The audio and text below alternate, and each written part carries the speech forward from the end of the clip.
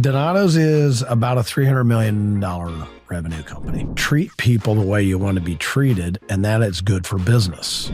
The power of showing your vulnerability and saying, I screwed up on that. I think many leaders are afraid to show that. For the first time ever, we're allowed to franchise nationally.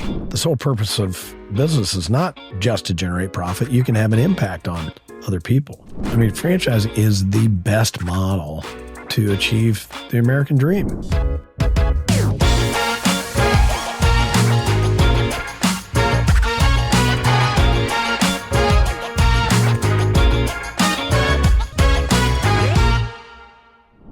Welcome to the episode today. We have a special guest with us, Tom Krouse with Donato's Pizza. Donato's? All right, so we'll make a joke out of this. I'm having a hard time saying Donato's for some reason today. So it's because you haven't had enough Donato's. That's why. That's probably. So let's get a pizza in you real quick, and it'll be all fine. Definitely. No worries. How many pepperonis on your pizza over here? Well, every large pepperoni pizza has over 100 pieces of pepperoni.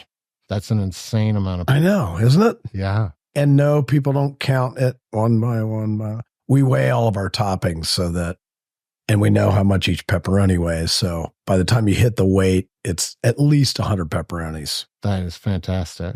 So I'm here 2 days, and I spent the day yesterday a little bit with Tom's team and had the opportunity to tour the manufacturing plant, and the quality standards here are absolutely insane. Yeah, they are. My father-in-law started the company 60 some years ago, and he is a fanatic about quality. So I think you probably saw that in the dough facility. Yeah. So I don't have any footage of this, but they have a drying facility that is like 5 stories tall. Mm-hmm. And that's something with the yeast. You could probably. So we started actually mixing dough 60 years ago in the restaurant, and which is great, and I'm not knocking that idea. The problem is when you have more than one location, you have different types of water, you have different elevations, you've got, yeast is a very finicky thing. So we over time have decided, let's control that part of the process. So why don't we mix the dough, we'll sheet the dough, and then what you saw yesterday was the proofing facility, which it basically proofs for about an hour, about 90 degrees, 90%. Smells incredible. Isn't that great? I'll tell you that. Makes you hungry. Yeah. It brought me back to my childhood when my dad would make bread in the house. Yeah, right. Just nostalgic walking in there. It is not easy to keep the weight off here. I can tell you that. When you smell that, it's like, oh boy. I believe it. I definitely believe it. So, Tom, the idea of the show is to get a feel for you as an individual and kind of learn a little bit about your background. Would you mind telling me a little bit about where you grew up? And Sure. I was born in Bowling Green, Ohio. We moved to Columbus when I was a little kid. My dad ended up working for Ohio State. He worked for was actually the assistant to the president. There was one vice president, and that was my dad. Now there's like 400 of them, but it's interesting in the college space. Exactly. It's more administrators than teachers. It's different. But we moved here back many years ago. I grew up here. I ended up going to Ohio State, majored in business administration with an emphasis on marketing. So I really, first part of my career was pretty much marketing, advertising. Did you pick that major based on anything specific, or were you like most college kids and was like, it just makes sense to me? Well, actually, when you hear how people make that decision, it's always kind of funny now. But now, originally, I had intended on being a teacher. In fact, I still enjoy that part of my job today. I like working with people and, teaching concepts and things like that. So anyway, I wanted to be an elementary school teacher. So midway through school at Ohio State, I decided to look at a survey of salaries for teachers. And I went, oh, unfortunately, yeah, right? Yeah. So you do get part of the year off. I mean, that's true, but I like to work, so I wasn't looking for that. But I did, I was fascinated with communications, and which is similar to education. How do you engage someone else? How do you influence them to act, and with education, obviously it's to develop young people, and in business, it's, how do you stimulate commerce? And so I quickly got into advertising and marketing, and I took a bit of a creative path at Ohio State also, kind of made my own major. So I was doing journalism and photography and film and things like that. So I kind of saw the art. So that's how I was able to get you on the podcast. Now I get it. Yeah, probably. I like to talk. Yeah. You like the creative side of things. Yeah, I do. I'm fascinated with communications and vocabulary and things like that. So anyway, that was really what drove that. And then honestly, when I graduated from Ohio State, I thought, like a lot of young people, I'm getting out of this town. I'm busting out. I'm going to go. I sent my resume to hundreds of places all over the country and actually internationally too. And my first bite was right here in Columbus. So I ended up working for an ad agency in Columbus, Ohio. And what did you do for the ad agency? I was an account executive for probably a junior assistant to the assistant account executive. But I worked on a little bit of food business. We had a couple of accounts that were in the food space. So that's when I started getting into restaurant side.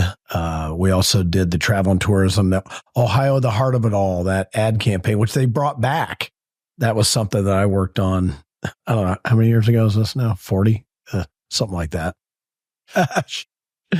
That's all right. And then, I worked there for a few years. I met a guy who was a bit of my mentor at the time. And he wanted to start our own agency, and he wanted me to be a part of it. So I'm like super young. I was 24, I think. And he asked me to be a part of this small ad agency. And that's an incredible opportunity at 24. It was pretty cool. Much like a lot of things, I wasn't really planning my life out that much. It was like, okay, well, let's work hard, get some business. Of course, I had to have my name in the company, Daly, Lewis and Krause, had to have my name in there. But, and so that little ad firm, well, it was more public relations, but we ended up doing a lot of work in the restaurant space. And eventually we got the account for McDonald's local co-op in Columbus, Ohio. And we were the only market where McDonald's hired a separate PR firm just to do PR. They normally gave that to the marketing agency. So you had the Columbus area? We started with just the Columbus area, and their intent was in Wendy's backyard to get as much PR. And was Wendy's based here? Wendy's is based in Columbus. I wasn't even aware. Yeah. That would make sense why there were so many Wendy's people yesterday. Exactly. Yeah. Wendy's there are a lot of great restaurant companies that are headquartered here, but Wendy's started here. I actually went to high school with Wendy. Really? Back in the day. Yeah. Any stories there? Were you guys in the same circles or? Not really. She was a little younger than me. I think maybe a couple years younger than me. Yeah. So, but I've gotten to know her real well. She's an awesome person. Well, I know we're kind of skipping ahead, but you worked with Wendy's Corp for a while. Right? I did. That's kind of the ironic part. So, we start this firm and we're just scrappers. You're a scrapper. It's like we took this account, got paid nothing. I don't even remember what we got paid, but it wasn't much.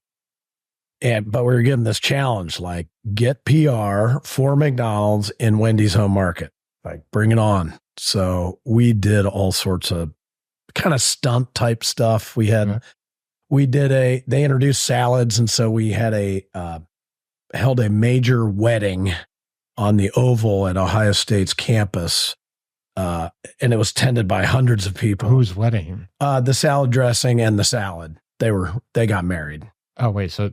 Yeah. Okay. I didn't dress up as either, but we had someone in a costume for a salad dressing bottle and somebody as a salad. We held this big wedding. And it was just, those were the days where you just did kind of. Is there footage available of that? Gosh, that's a good question.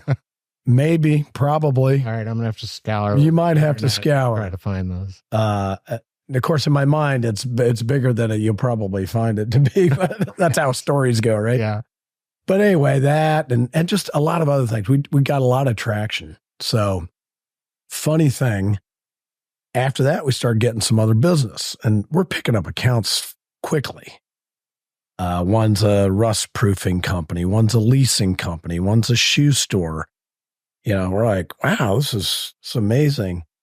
Later, we go back and we're looking into some of the ownership structures of these accounts that we picked up. And we find that Dave Thomas was an investor, in some cases, a majority investor in all of them. Okay. So, like, what's that all about? Was Wendy hooking you up behind the scenes here? Well, no. Dave, as a classic entrepreneur, was going to take care of 3 problems at once because he was angling to buy us. Okay. Not that we were any big deal. We were just a pain in the butt to Wendy's. I mean, if you have Wendy's looking at buying you, you're doing something right. Yeah. I mean, he wanted to take us out, number one. And Wendy was graduating from University of Florida with a marketing degree. Okay. So I think he was going to buy us out, put her in charge, take care of all of his problems at once. So smart. Didn't happen. Probably should have, but of course our egos were, we want to see this. We're going to make it a multi-billion-dollar. Exactly. Letting go. Yeah. Well, we were short of a few $100 million on that, but we worked hard and we did some good work, and I learned so much just about, hustling, really, because we didn't. Eventually, the agency broke up. My partner, who was the lead guy, was.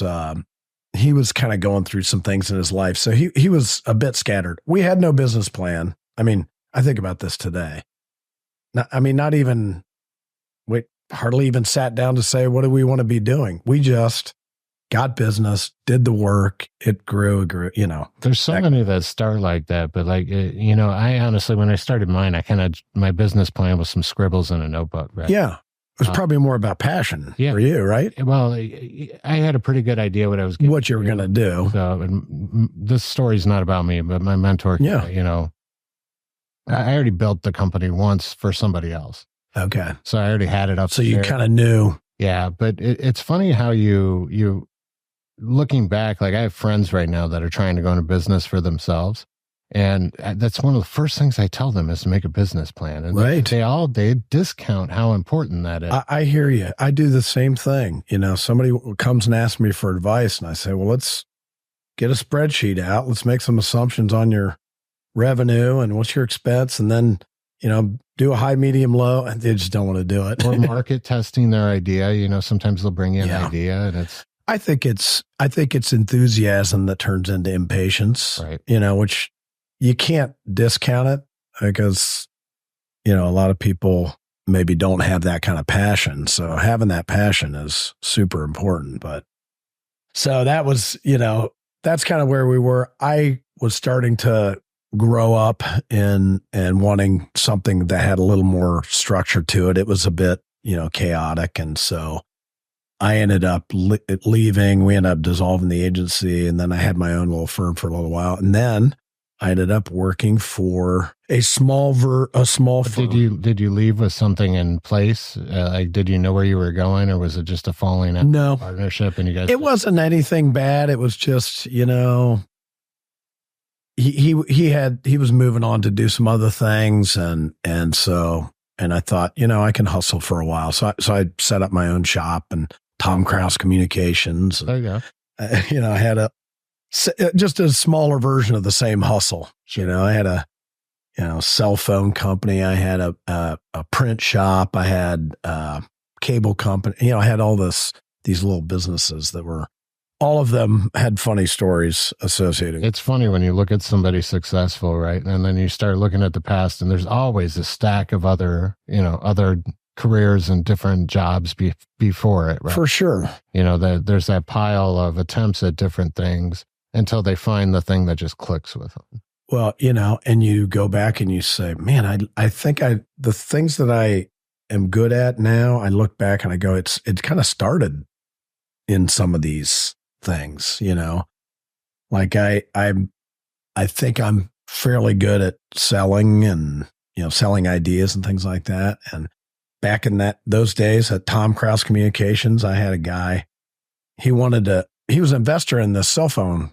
company, but he wasn't active, but it was his money and he wanted a new logo. So I developed this new logo and I called him. I said, I want to show it to you. He goes, well, I don't really have time. Can you just describe it to me? Logo. So I said, well, the first thing I want to tell you is it's fantastic. And here's how it looks, and here's what it says, and here's what it says about you. Like, I'm hearing myself go, wow. And I've sold it to him. I sold him a logo over the phone that he didn't see. That's awesome.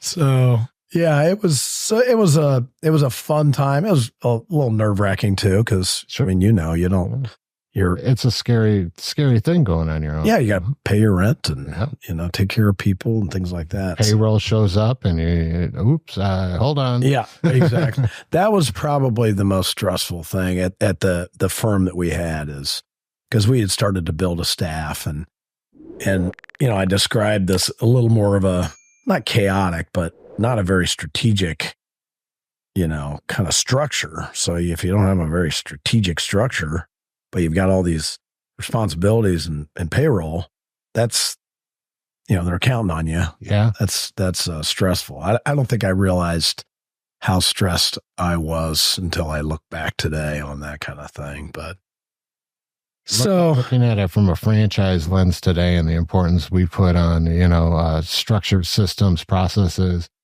If I knew what I knew then, I know. God, it'd be so much further. My father-in-law started the company. He says that all the time now. I mean, he was the same. I mean, he just hustled but he didn't, he says he didn't ask for help as much from others, or, he didn't join other associations. It's like, he was just head down. Right. I mean, he definitely knew what he was doing, but he says that often. He goes, I wish I would have done more of that to build more. It's hard. Entrepreneurs tend to be prideful. Yeah, probably. Hard-headed. They have their vision in their head, and taking outside opinions isn't usually part of that. It's, I think, probably one of the larger obstacles for any entrepreneur. Well, those are your words, not mine, Adam. Yeah. My father-in-law, on the other hand, no, I'm just kidding. So, okay, so you're now out on your own. So now I'm out on my own, but yeah, realizing this is probably a kind of a gap. And Wendy's had just gone through the Where's the Beef ad campaign. I remember that well. And that was, for that company, that was, I want to say, lightning in a bottle. I'm not saying it wasn't strategic, and I'm not saying, but I mean, it was way beyond what I think anybody ever thought, which was great for them. The problem was, kind of the hangover afterwards. Mm-hmm.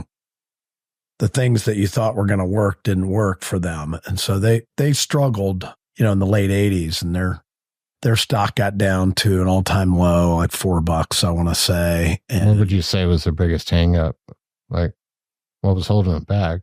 Because, I mean, Wendy's has always been for fast food. I mean, it's been good fast food. I think they had a few missteps. They introduced a breakfast program that was not in alignment with the way customers were heading.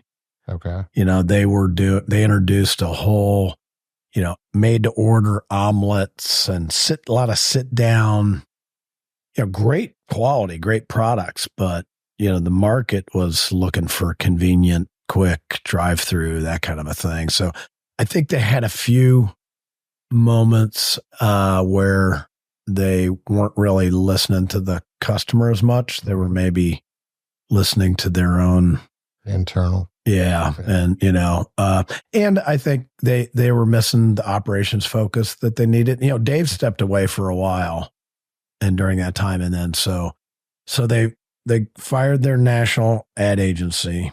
They brought Dave back into the company, or Dave came back into the company. Still, he was a majority shareholder at the time, but he came back and brought an operations guy in, Jim Neer, who was, loved by the franchise system and was an operations focused guy. I was hired by a gentleman who had a small marketing firm that serviced Wendy's in Columbus.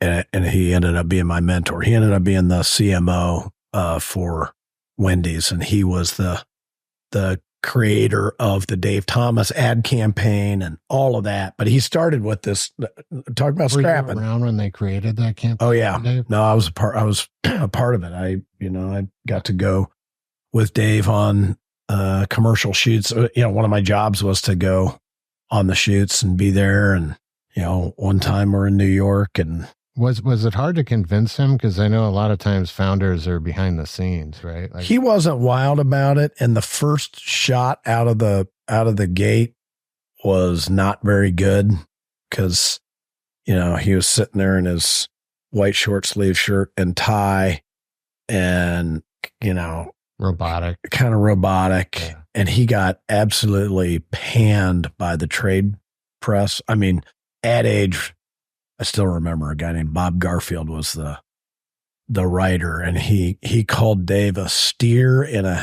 short sleeve shirt. It's like, ouch. And then we brought in this new creative team from the ad agency, and they said, let's make Dave just a more interesting version of himself. Just let him be himself. But that's when they started, Dave in all these interesting situations. So at first they were trying to script him out and yeah. Right. Yeah. He's not an actor. No, clearly not. Clearly not. But he was amazing. I mean, I've been. He seems so wholesome, right? You see the. He really is. Those old ones, and he struck me as that type of person where you could just have a genuine sit down conversation like we're having now, right? And it would be very relaxed, and he just seemed like a genuine person. He was a genuine person. He was, he wasn't super sophisticated like his language or how he talked or things like that. And some people would misjudge that because he was one of the smartest people I've ever met. And he understood people like nobody else. I mean, he could go into a room and he could figure out who's doing what and who's doing the right things and who's not. I mean, it was pretty amazing, but he just had that kind of deadpan face. So nobody realized he was really kind of working through the whole thing. So sounds like you have a lot of admiration for him. I really do. Yeah. So I worked for Charlie Rath was my mentor who had his little agency did everything that the New York agency didn't want to do, like the posters in the windows or the price pointed tag at the end of the commercial. I mean, there was a lot of work, and he's like, we'll have a little agency and we'll take all that work. And so I worked for him in that little agency. Eventually he sold his agency, was hired as the CMO, and I ended up working for the agency that he sold his firm to, which was at the national firm called Backer and Spielvogel at the time. Big New York firm. Bill Backer was the creator of I'd Like to Teach the World to Sing, the Coke ad campaign. With his name rings a bell. He did Taste Great, Less Filling. I mean, he was probably the creative genius on Madison Avenue for years. And he and Carl Spielvogel had this, great ad agency. So anyway, I ended up working for that ad agency, but I stayed here in Columbus. So, because they needed, account people that were working with the client and didn't have to fly in all the time. So I worked on that for a while, and then Wendy's recruited me over to work in their marketing department. So I started, this would have been probably 40 years ago. Well, less than that, 35 years ago, I started in the marketing department at Wendy's. And I was... You were senior VP, right? Eventually, I was vice president of marketing when I left there. Yeah. But I started as assistant new product marketing manager. Okay. And damn good at it. Dude, without marketing, we all die, right? It's one of the more crucial parts of any business. No, and I think having experience and understanding how to market a quality brand Because, if you don't have a niche that's clearly defined, like a premium product in a broad category, the marketing tactics you use they're not very sophisticated in my opinion. They tend to be like price tactics or just kind of straightforward communications. But when you've got a brand like Wendy's within the burger or Donato's within a $50 billion category, you got to really think about how do I leverage the quality, because people are paying more for it. Same thing at Wendy's. In fact, one of the reasons I took the leap from Wendy's to Donato's is it's a very similar challenge. It's a big category. We're not number one. We've got a quality position. We've got a value perception problem because people know that it costs more. Right. So how do I get people to feel this is as worth much pepperoni's on your pizza it's going to cost? That helps. Right? Yeah. But right. But then we've got to, it's up to us to make sure people feel good about that. Yeah. So, and I don't think we're done with a challenge. I mean, we're still trying to. Well, you're making headway. I mean, Donato's has, how many did you say, 500 locations? We're close to 500 total locations. We have a partnership with Red Robin, so we're in over 250 of the Red Robins, and then we have a couple hundred standard. So I read an article preparing for the interview, and you got hammered during COVID with that Red Robin deal for a little while, right? Like, didn't it kind of pause it for a while, and now you guys just got back to it? Yeah. They were on a roll. So, casual dining, the last 10 years has, struggled a little bit because fast casual made so much headway. And then, what's their position between fast casual and upscale? So Red Robin was looking for a way to expand their business and get into off-premise. Like, this is before COVID. Sure. We just got started with our partnership. We started rolling them out, and then COVID hit. And, including us, a large majority of their sales are still dine-in. So they just they hammered. They had to pause.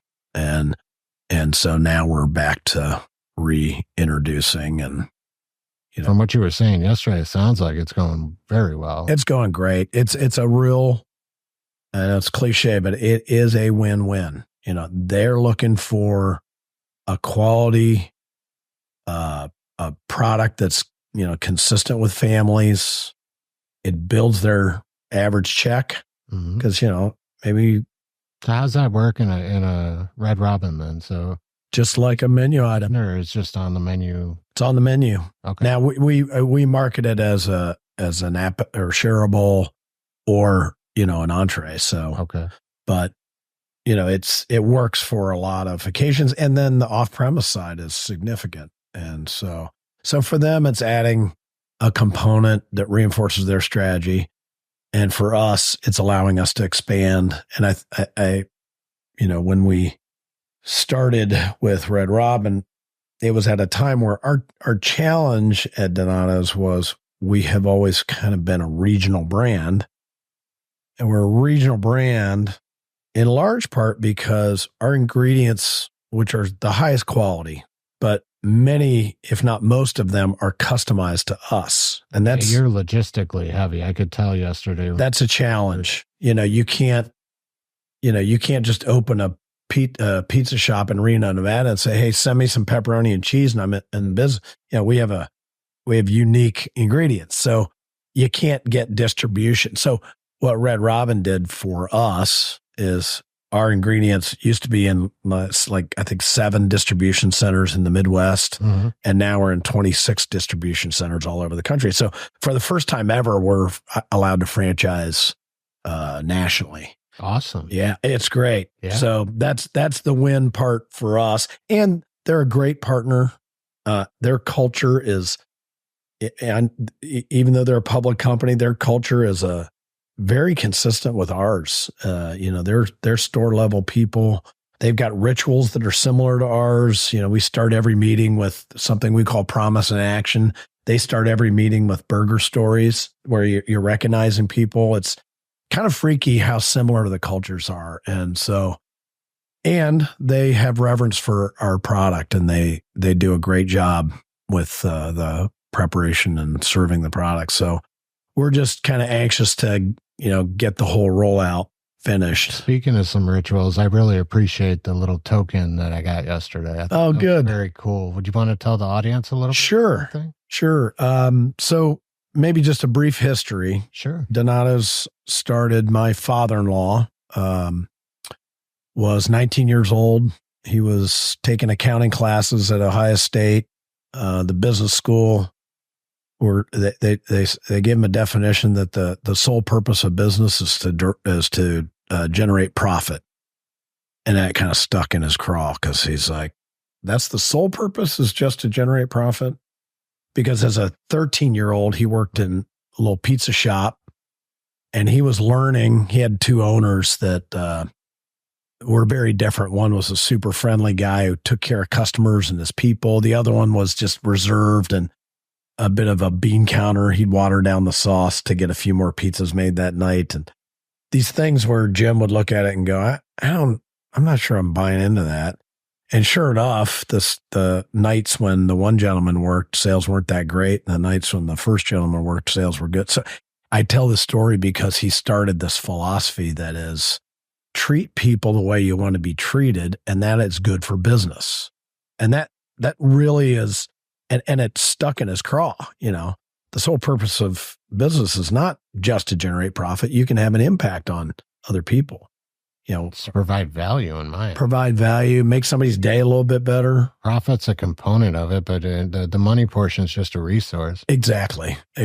Money is the engine that helps fuel your mission. And if your mission is to make an impact on people. So anyway, for his whole life, he's always been passionate about that concept. And that's, there are a lot of things that, and we're not perfect by any means. In fact, we fall down a lot, but we don't drop the standards. And that's what he really drove to all of us. And so he's now 80 years old, and he's still very active. But he's coined this phrase called Agape Capitalism. So, and that's doing business with love. Agape is a Greek for the truest form of love, unconditional love. And so this idea of doing business with love, which, when he was, is he Greek? He's not. Okay. He's German. He's super educated, though, very well read and very philosophical. I was going to say philosophy. A lot of classic philosophy is Greek. Yeah, he's a student of many things. Philosophy is one of them. He's a futurist. He brings ideas to us way before the market sees them. He's pretty incredible. But he's on this path with this idea of agape capitalism. So he has this little coin. Mm-hmm. I wish I had one to show. I didn't bring mine. I'm keeping it, though. Oh, yeah. I thought that was so cool. It says... I can put a picture of it on the screen for anybody. That'd be great. Visually. It says, treat others the way you want to be treated, or the golden rule, actually. It says... lead with love. And if you do those two things, you'll do the right thing, which is the last thing on there. So it's just a reminder for all of us that, you get grinding in business and you have to make a lot of decisions. And sometimes the most efficient decision is not the most effective decision. This will cost me a little bit, but I really think maybe the right thing to do would be to, give up on that or throw the product away because it's technically it's good, but really it's probably not what we want. It's those or how you deal with letting somebody go in your company, all those kinds of things. If you are guided by the golden rule, it slows you down. So don't be Wall Street. Yeah. I mean, there's a lot of great companies that are public companies, but don't be the ugly version of Wall Street for sure. But yeah, I mean, that's, I think, one of the things that I discovered coming to this company from Wendy's. I don't think I understood the quality brand, which I think I mentioned was one of the reasons I came, but then I fell in love with the company. And then after that, I fell in love with the founder's daughter. So That kind of marries you to the company. It pretty much does. Yeah. Both figuratively and very specifically. I am married to the company for sure. But she's amazing. And this is the only place she's ever worked since she was 11 years old. Now, was she the one that did the Undercover Boss? She did. Okay. That was her. That was her. So again, research. So I had to watch that episode. It's still one of their most highly rated episodes. And those who haven't seen it, the ending is pretty interesting. Any listeners out there, I encourage you to go watch that episode. It was a very good episode. Yeah. And I was behind the scenes. She wanted, you could bring one person along the journey. And so you got to hang out on it? Got to. Yeah. Yeah. I saw everything. Because she was on this side of the camera, so I saw everything that was starting to develop, and I'm like, "Oh my God, this is crazy!" But it was a great experience. How does that work? If she's undercover and then you're there too, you're both prominent in the company, right? I'm in the trailer. Oh, okay. So you're watching, and they think they make up this fake reality show, yeah, so that the people in the restaurant. They know she got noticed at one of the locations. She got noticed at more than one, yeah. But none of those didn't make the final cut. But they do a pretty good head fake on it. So, but yeah, it was. But we got to meet some people deep into the company that we hadn't met before. Some people that had some difficult stories that we were able to help them out with, and we still are in contact with most of them today. So it was a blessing. What would you advise to an entrepreneur, right? When they get to that level, so you obviously can't have one-on-one relationships with everybody in your company. I mean, how many people system-wide, right? We have about 6,000 people system-wide. Yeah. Right. So it's almost impossible to maintain a direct connection with all 6,000 people. Yeah. How do you handle that and make sure that things are like Undercover Boss is one way? That was one way to find out, what's going on in the company and the internals, but what are some other things that I'll answer it generally and then specifically. Generally, I say don't give up on the idea that you can still keep a personal relationship. Now, numbers wise, you can't for sure, but don't think, well, we're too big. It doesn't make any sense because there are ways to handle it. In fact, right now, Jane, she's made a concerted effort and is scheduling out to be able to visit stores. And she's hitting a lot, if not all of the stores, and that's really impactful to some people. And then the way that she carries herself, and all of us, but in her case, the way she carries herself when she's in the store, she's not going straight to the back and checking the cooler temperatures and, looking at the spec on the dough. And is that right? It's going right in and talk to the people and who are you and how are you? And, that tone, I think also spreads.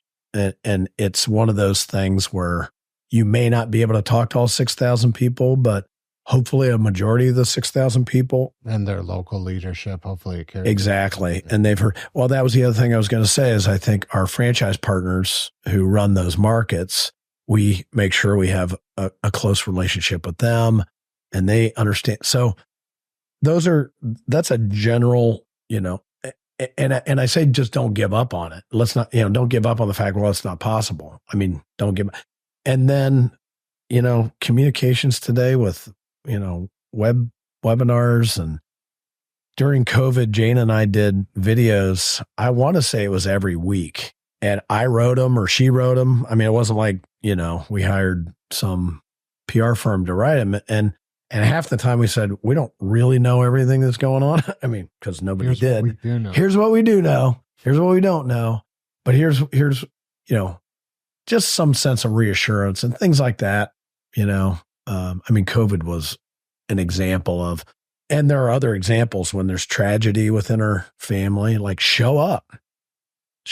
You posted something on LinkedIn the other day, actually, and you were talking about a true leader admitting when they're wrong and how that is going to translate better to your staff than anything than trying to cover it up and, walking away from it. And you said you actually did that at one point in your role as CEO here. Yeah, I do it a lot. Screw up a lot. Oh, we all do. But, the one that I think of the most was, so I came to Donato's 23 years ago to lead the marketing function. So we were owned by McDonald's at the time. Mm-hmm. So McDonald's bought Donato's back in 99. They bought Chipotle, Boston Market, Donato. They were going to be kind of a short-lived, right? I think 4 years. And, their stock had dropped during that time period. It had nothing to do with us or the other brands, but they said, change strategy.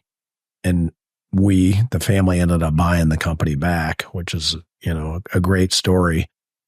But anyway, when I came over, it was, we had all sorts of people, a lot of people. And, there was a bit of bravado from McDonald's standpoint that, we're going to turn this thing and, watch out. We'll have 3,000 locations in 3 years. It was just a bit of a kind of tone that, and so I was the last one of the leadership team in, and we were moving fast. And so I changed our ad agency. I moved, you want me to move fast, I'll move fast. We changed our ad agency. We changed the ad campaign. We did all this and it didn't work. So a year later, my boss asked me to present to the franchise system about what it's like to be a big brand and all this kind of strategic, chest puffing kind of, but, academic and, it felt, and I wrote the presentation, it felt a little condescending, even like, and they're sitting there and their sales are down because of me. Mm-hmm. So I honestly, right before I was going to click and get into the presentation, I just stopped and I used a bad word, but I said, I effed up and I apologize. And for years, people loved me about that. They were like, I'm like, can I be known for something else aside from that? But it made an impact to them that I was able to. Full thing to be known. I think it's hard for a lot of leaders to, and I'm not, just because I have that story doesn't mean I'm good at it all the time. But I think the power of showing your vulnerability and saying, I screwed up on that. I think many leaders are afraid to show that because they're afraid that people won't want to follow them if they are not, some perfect version of a leader. It doesn't. I think most people are pretty understanding, and they are, especially in franchising. These are people that are assuming risk, and they understand that going in. So yeah, it's just, but you can, when you think about it, you can add it up as to lost money out of their pockets because of you, but it's hard to get mad. I don't know. I guess a good example would be, a child that messes up, right?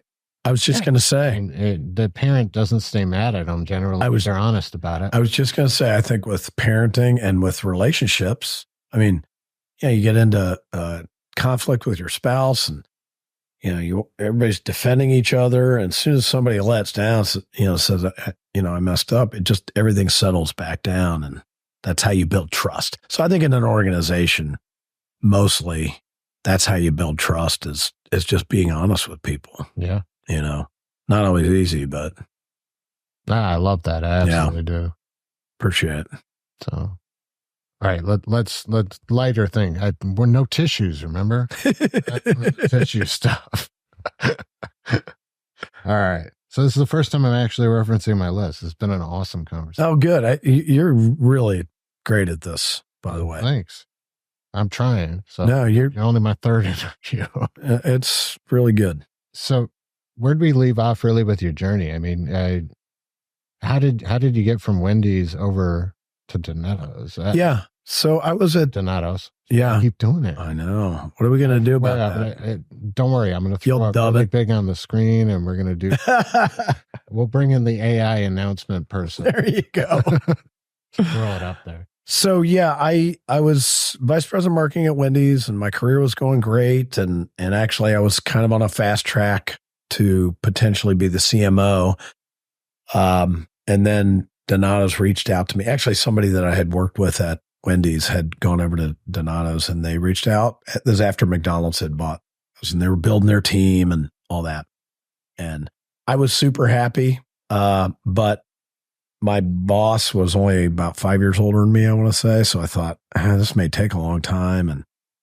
And the more I kind of learned about the company, I decided to make the decision. So clearly I was going from a company I loved to a company that I ended up loving. So, there was nothing that I was running from at all. In fact, the first couple of years were hard here at Donato's. I'm like, boy, did I make spoiled milk in the transition? My boss at Wendy's wasn't real happy that I left because I was in his mind probably the plan for his replacement. So I probably screwed up his plan, but that overall, happens in business. It happens, yeah. And people leave here, and it's like, good for you. Yeah. So I was here, and I ran marketing. And then after things were starting to fall apart with McDonald's, rumor hit that they were going to sell all the brands or close them all down. And then a lot of our leadership left. They're like, was it because they were fear of McDonald's? Just like this is going to fall apart. Because McDonald's had way overinvested, in everybody. And if they weren't going to own it, or it was going to be closed down, was the other potential. You can be hung with a lot of debt. It potentially even wouldn't even exist. So I ended up staying. And this is actually where, I worked with Jane she was on the leadership team and I was, and we got to know each other, which you do through work. And then after everybody left, she and I were the two left.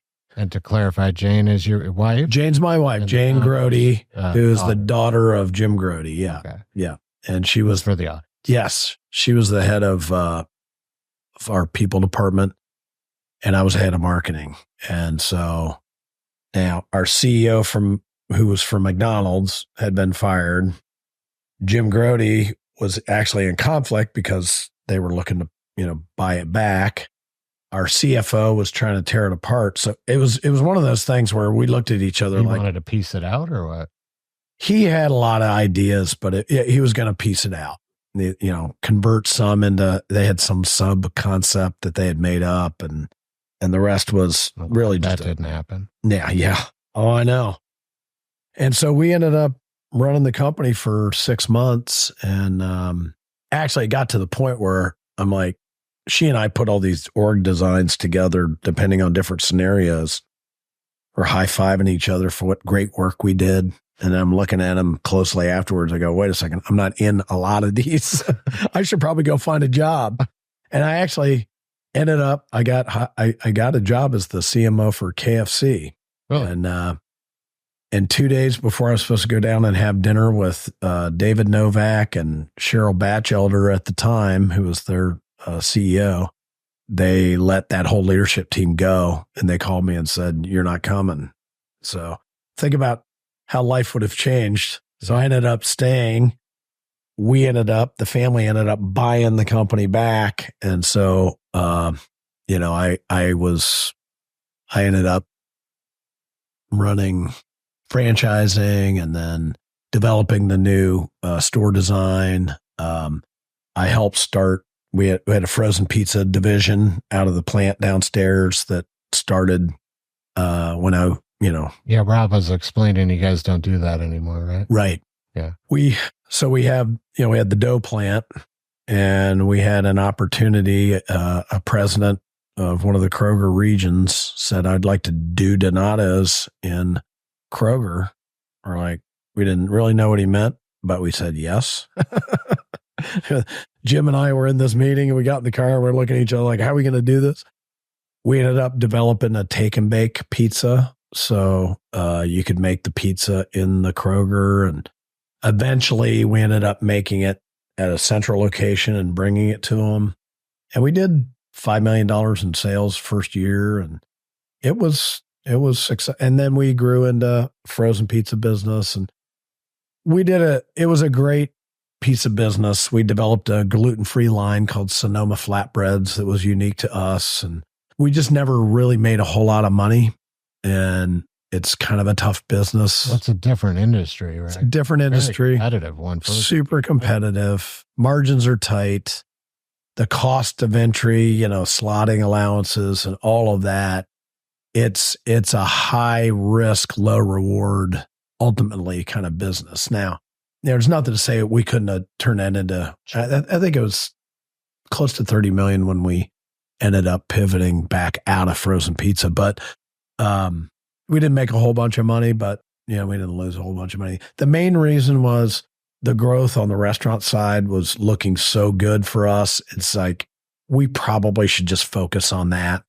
So we converted, and now we went back to, it's still a dough line, and we're investing in dough making equipment versus pizza topping equipment. But that makes a lot of sense, again, because you have all this infrastructure you need to supply your restaurants, right? Am I understanding this correct, that you guys actually supply almost daily to your restaurants, or?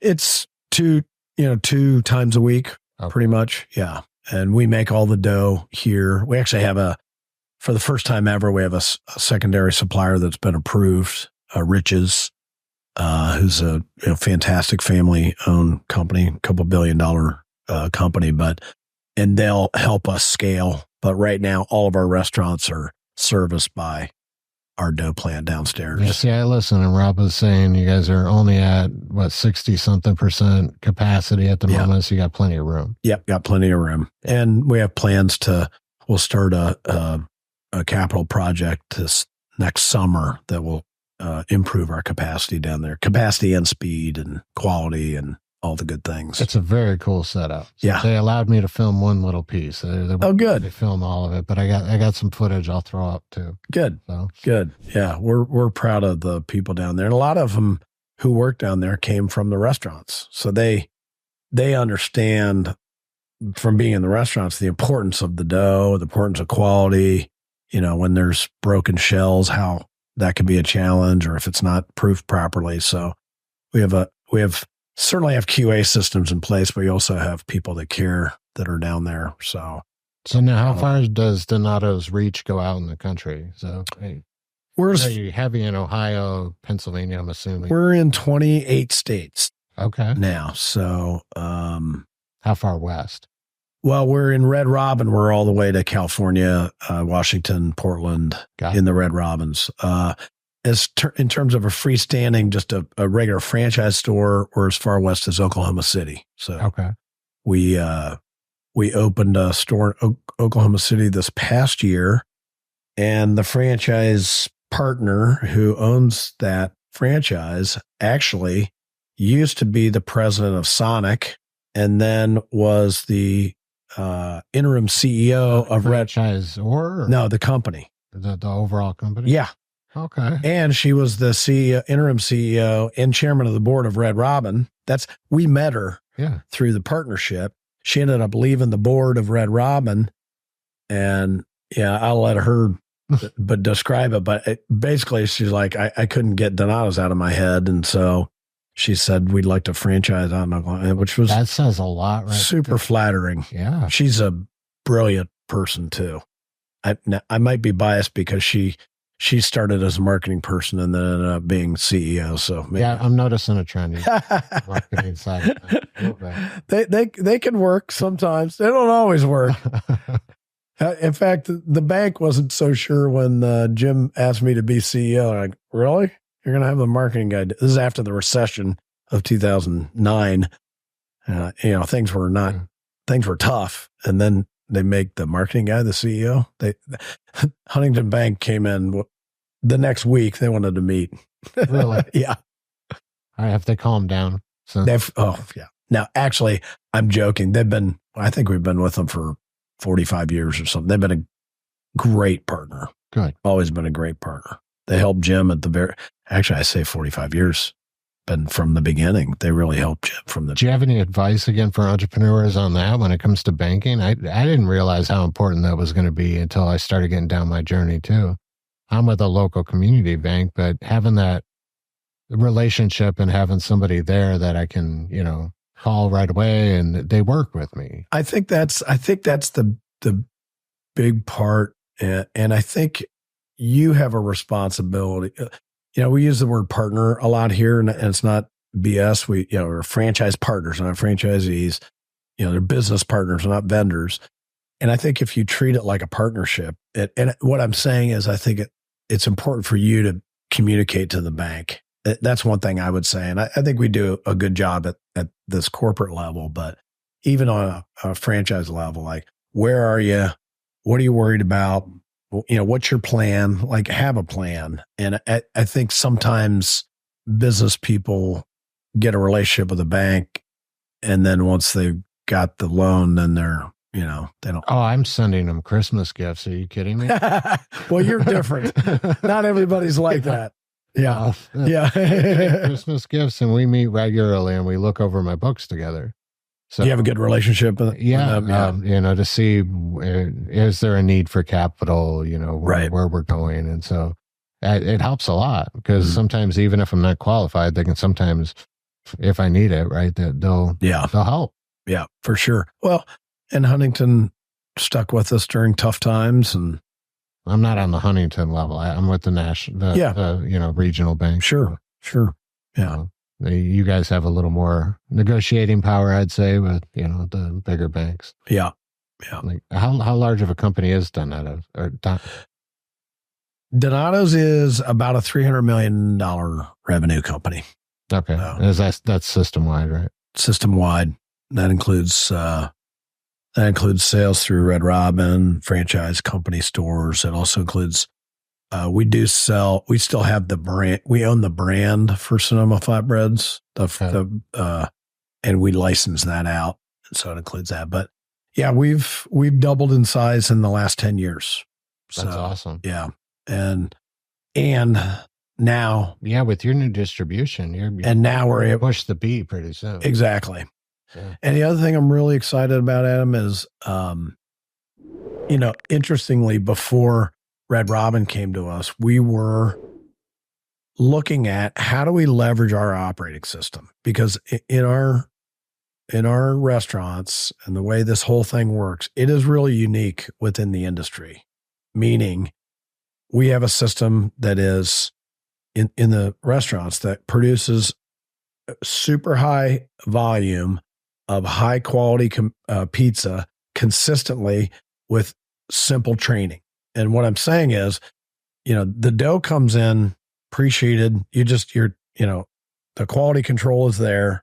So you've got a high quality dough that's already been made for you. You're to maintain, because you're taking care of that. We're taking care of it. Yeah. It used to be, I used to say our managers used to have to worry about 3 living organisms, our associates, customers, and yeast. Yeah. Well, now they don't have to worry about the yeast, so they'll do a better job on the other 2.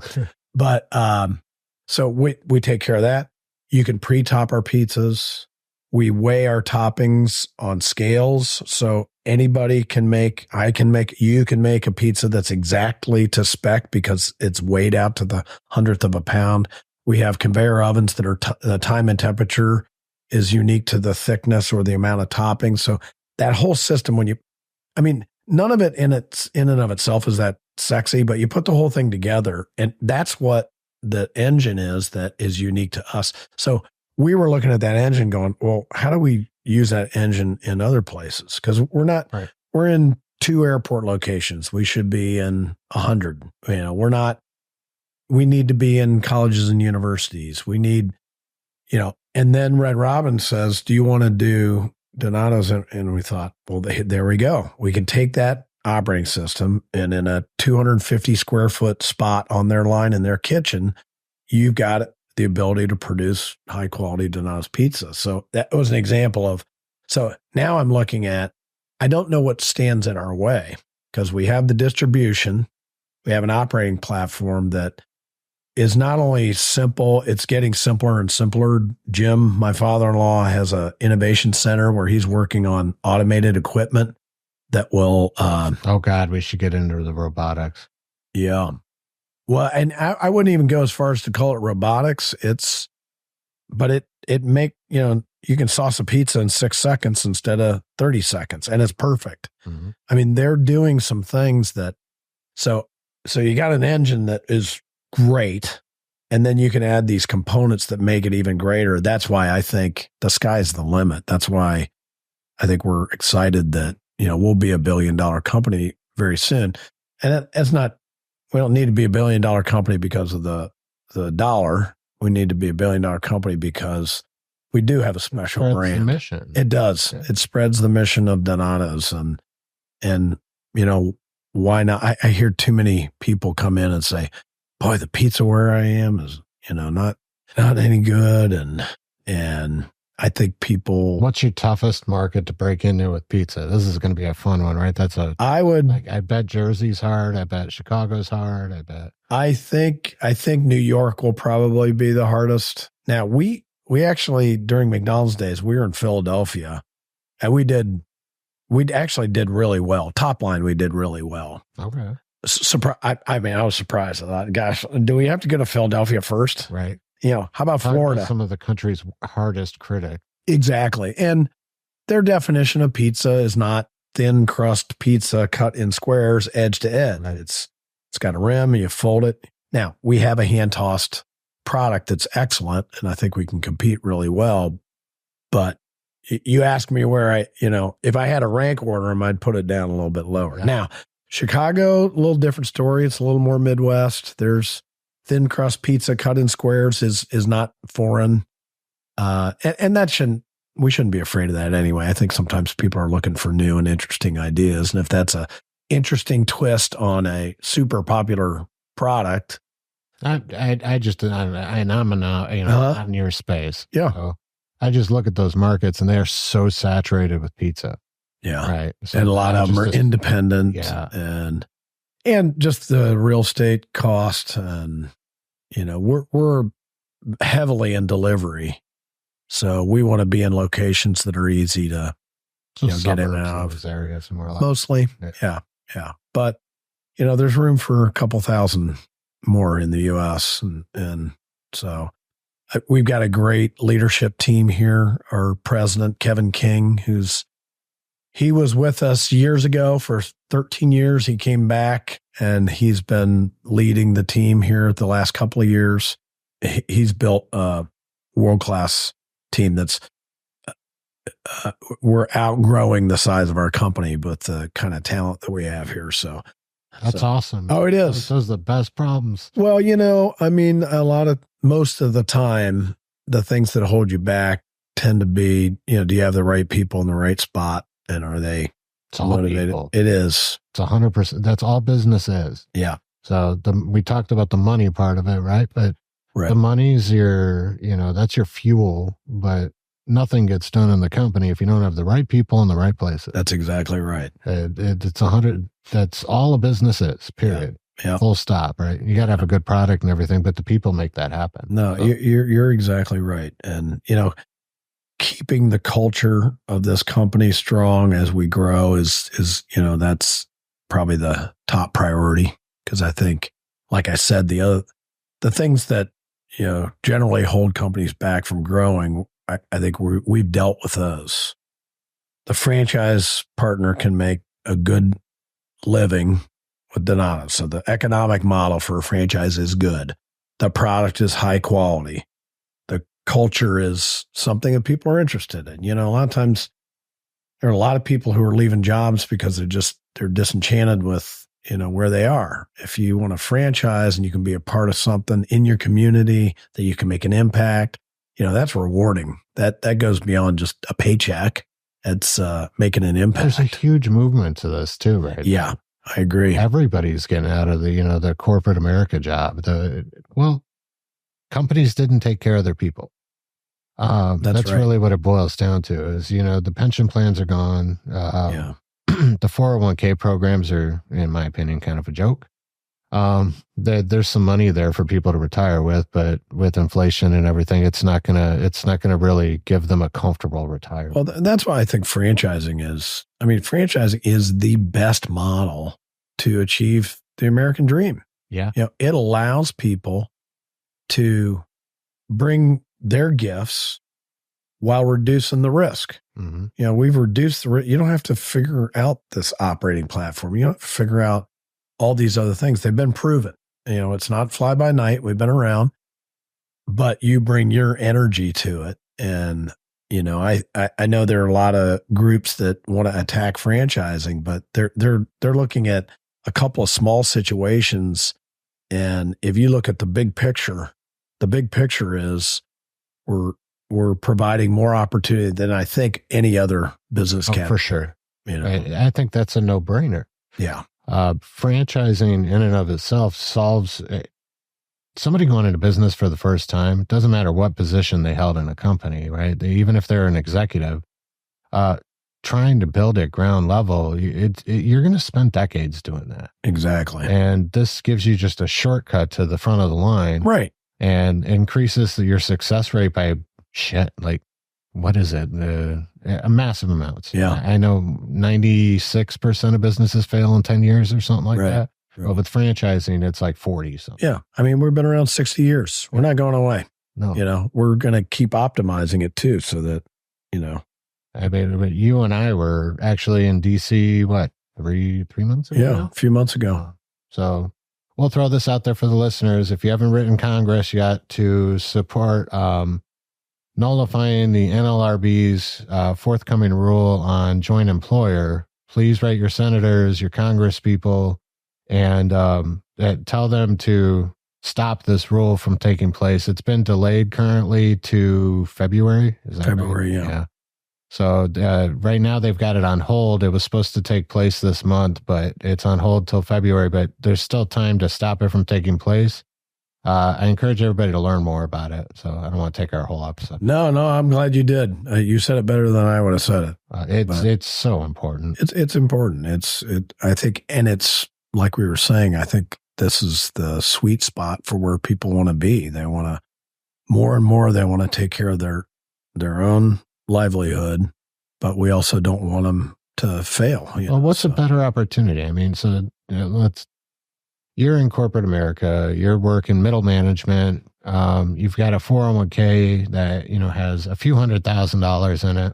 You can stick down that road and you can go through and, go all the way to the retirement, and you're going to kind of struggle through retirement, or you can go into your own venture, take a risk with it, cash out that 401k, buy a franchise, and literally give it 5 years or so. You can exit where you're completely comfortable in leaving something behind for your family. So we have one gentleman who started as a 15-year-old kid making pizzas in one of our company stores. He owns a multi-million-dollar franchise just outside of town here. We have example after example of young people who learned the value of business, and then we're given an opportunity to get a piece of the action and be able to grow and provide for their families. So this is going to be me selfishly taking some of this time for myself, because that's something I'm trying to work on in mine.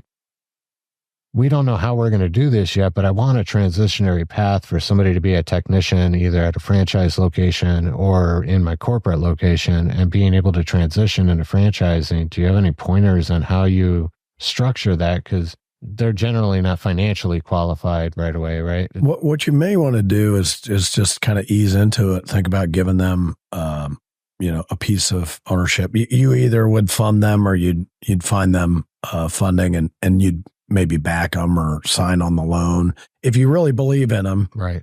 And you show them your support by signing or becoming a partner with them, and then slowly allow them to kind of build and earn more equity in the business. And then eventually, and maybe you keep some of the equity too, and you can, benefit together, but you move at the speed at which you think they can move. That's because you also don't want to risk the business or put them in a situation that they can't succeed. They're not ready for it. So I'd figure out a way to find some sort of partnership. Is that what you guys did, like in your example? We've done that. We have different versions of that. We probably less now than back earlier in the day, where it was a little riskier. But it's hard. I'm early stage, right? You're early stage. It's hard for me. But we did do it early stage. We had a couple of programs that were more like operating partner in a sense. Now they held the debt. I mean, there's a lot of different ways to do it, but I'll pick your brain more often. Yeah, sure. So music, I promised I would bring up, and we got the guitars behind you and everything. I had no idea about this until we got out here, that you are in a bluegrass crew. Yeah, I'm in a bluegrass. One of the founders of a bluegrass band. We call it Grassinine. Okay. We take cover. We have bluegrass instrumentation, and then we cover songs that were never intended to be bluegrass. So that's where the asinine part comes in. A demo I can have. I can put sure. Yeah. I got a CD right over there somewhere. Okay. But yeah, music's been a part of what I've done forever. I've got another. I do some solo stuff too. I've released a couple of songs. I'm working on an album right now. So do you have them? Are you putting them out on streaming? Yeah. I've got a couple of songs.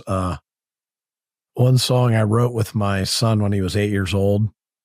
Talk about entrepreneurs. He had an entrepreneurial idea for a hot dog business that would involve gourmet toppings that were thematic to different holidays over the year. So you'd have like Thanksgiving, you'd have a turkey dog with mashed potatoes and gravy.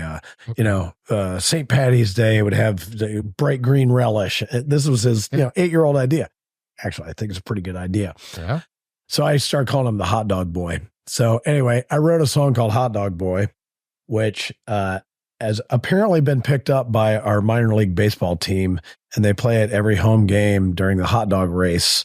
They play my song with the words, the bouncing ball and the words and the thing. So if you give me copies, you got to give me a verbal confirmation on camera that I can use it. So yes, you can use it, and just pay me 50% of all of your wealth in the future, forever. No, okay. We'll cut the end. Okay, no. Yeah, no, you can have it and use it and play it. All right. You have my permission. Okay, but yeah, now I've been involved in music for a long time. I'm helped along with 3 other people start the Columbus Music Commission, which is a nonprofit that is designed to help young musicians elevate their craft. Not necessarily young, but people at different stages, and then also get Columbus the reputation that it deserves to be a music city, because there's some incredible musicians in this town. And the band Camp came out of Columbus. The band 21 Pilots came out of Columbus.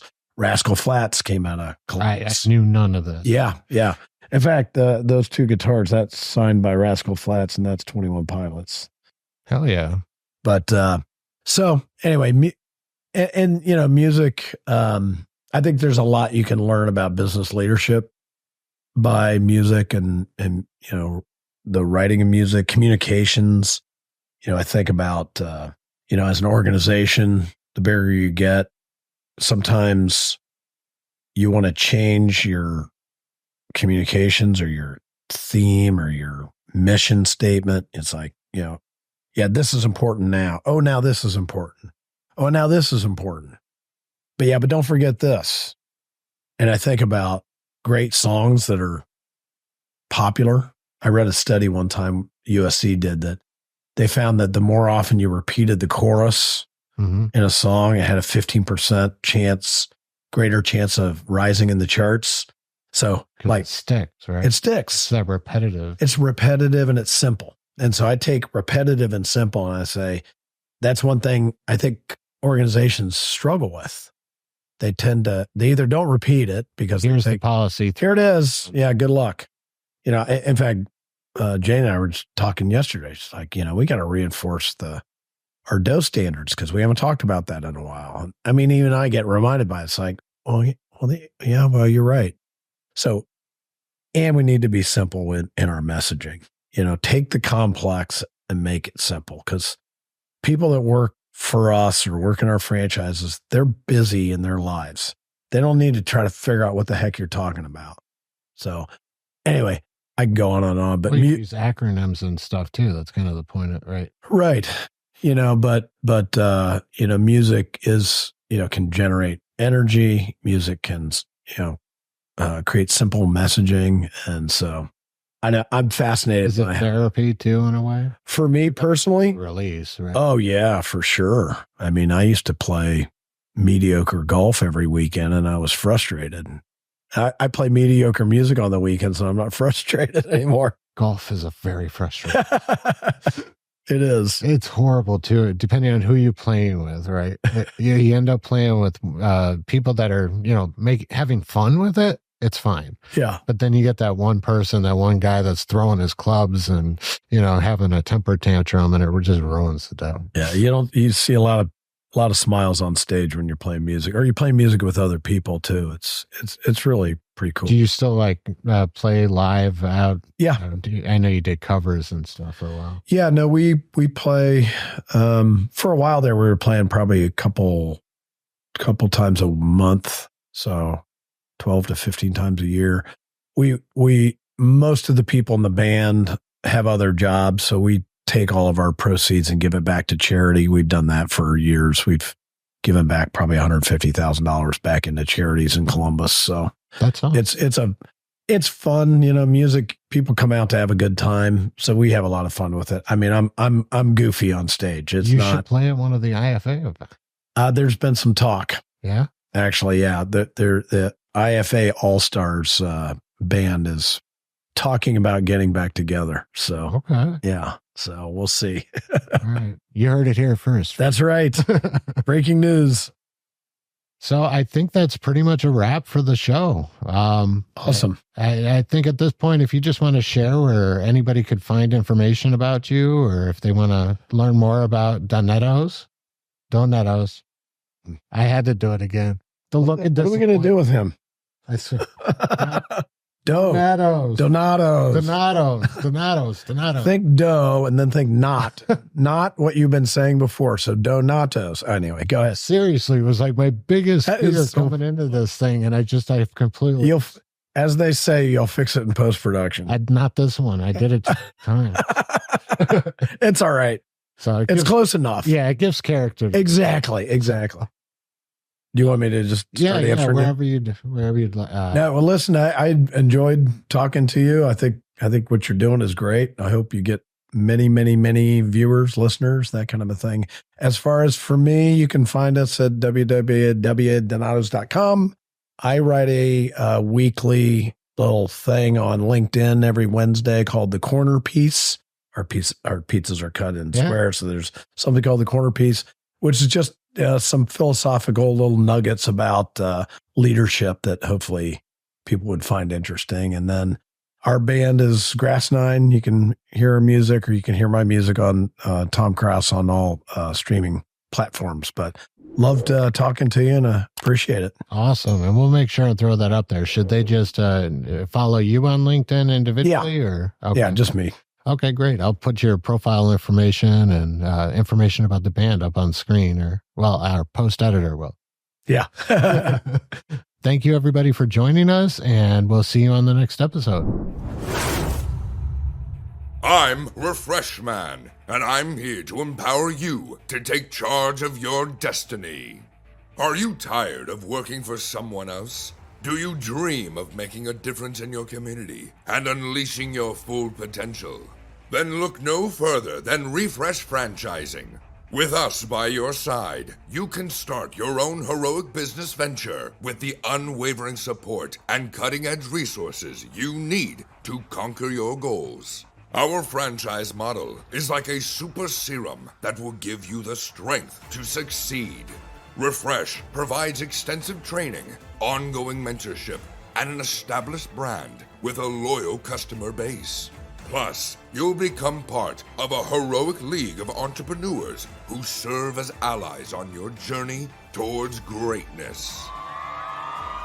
And the best part, you won't have to waste time building your business from scratch like some kind of neophyte. With Refresh Franchising, you'll hit the ground running at lightning speed and unlock the key to heroic financial success. So gather your courage, summon your inner superhero, and visit refreshfranchising.com to launch your heroic franchise journey. Always remember, together, we can achieve greatness.